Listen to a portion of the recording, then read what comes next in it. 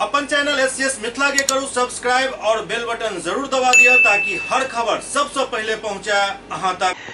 दरभंगा में एम्बुलेंस कर्मी अनिश्चितकालीन हड़ताल पर चले गए।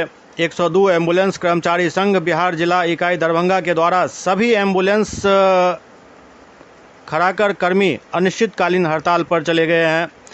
उन लोगों की 9 सूत्री मांग है। साथ ही उन लोगों का कहना है जो हमारे साथ दुर्व्यवहार जो हो रहा है वो अविलंब बंद हो और हम लोगों का सभी तरह का भुगतान तत्काल किया जाए, तभी हड़ताल खत्म होगा।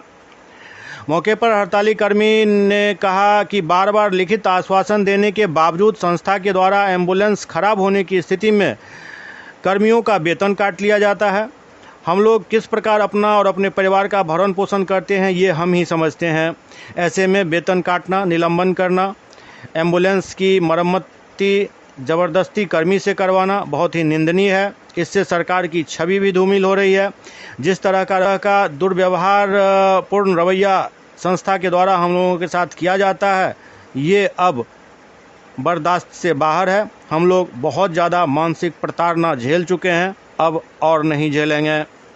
लेकिन आगे सरकार नहीं मान रही जी। किन विषय को लेकर आज ये हड़ताल किया गया है? सबसे पहला विषय यही है हम लोगों को, जो श्रम अधिनियम के तहत हम लोगों को वेतन नहीं दिया जा रहा है।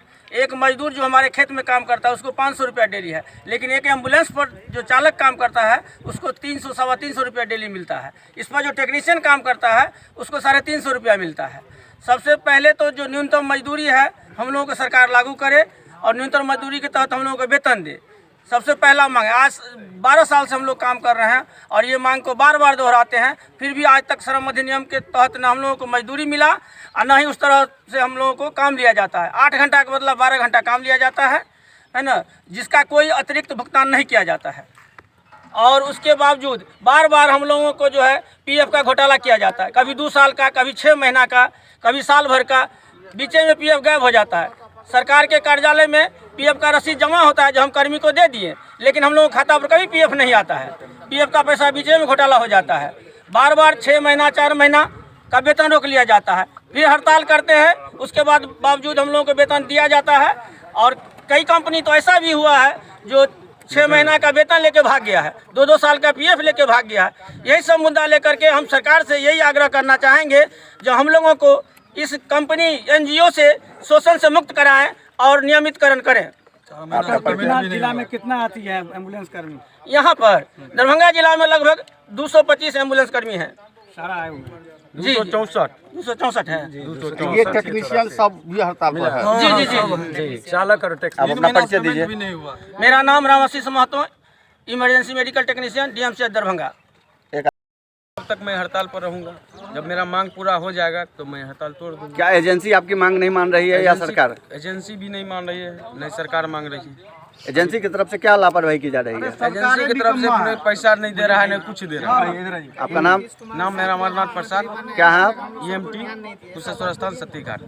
ये आप लोग को क्या तकलीफ है जो आप लोग हड़ताल पे गए हैं? ऐसा है ना, हम लोग को बहुत ऐसा कर्मी हम लोग हैं जो इसी पे निर्भर है, लेकिन हम लोग को 4 महीना से वेतन नहीं दिया जाता है समय पर। हम लोग का बच्चा स्कूल फीस, कितना टेंशन में हम लोग हैं। घर परिवार का इतना समस्या है। कौन महीना का नहीं मिला? अप्रैल, मई, ये जून चल रहा है, ठीक ना। इसके बाद जो है हम लोग कितना बार CS को, डीएम सर को, SEO को, सभी को बोलते बोलते थक गए। हड़ताल के लिए 10 दिन पहले से हम लोग सूचना दिए। किसको? CS को दिए, DM को दिए, DSP SP साहब को दिए, श्रम अधिनियम को दिए, कंपनी को दिए, कोई नहीं सुना। इसके बाद हम लोग हार कर हड़ताल पे आके लाचारी के कारण बैठ गए। तक हड़ताल पर रहिएगा? और निश्चित काल हड़ताल, जब तक हम लोगों को सभी मांगे नहीं पूरी होगी तब तक हम लोग हड़ताल पर रहेंगे। भागीरथ यादव कुशेश्वर स्थान सतीघाट PSC का चालक है। चाहते हैं कि 12 साल से हम लोगों का शोषण किया जा रहा है। समय पर वेतन नहीं दिया जाता है, न समय पर गाड़ी भी मरम्मती की जाती है। और रही बात EPF और ESIC की कटौती भी सही समय पर नहीं की जाती है, कंपनी की तरफ से जमा की जाती है। नहीं अभी तो कोई फायदा हुआ और ना हम लोगों को कोई दुर्घटना इंश्योरेंस या कोई चीज़ की इस तरह की सुविधा मिलती है। और श्रम अधिनियम के तहत जो हम लोगों की मांग है कि उसका पालन किया जाए, जो हम लोग अभी तक उस चीज़ से वंचित हैं। आपका परिचय? मेरा परिचय मनोज प्रभाकर EMT PHC बहेरी।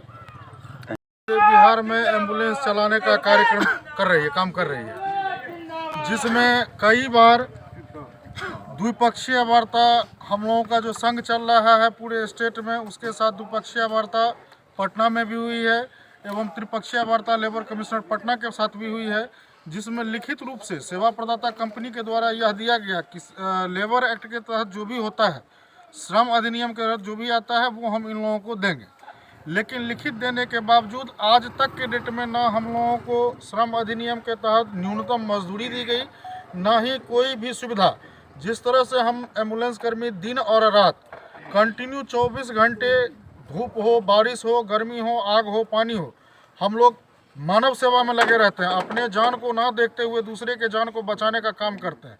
लेकिन आज तक के डेट में जिस तरह का अन्याय हम लोगों के साथ किया जा रहा है सेवा प्रदाता कंपनी के द्वारा, इस NGO के द्वारा, ना हमारी सुधि कभी आज तक किसी सरकार के द्वारा लिया गया है और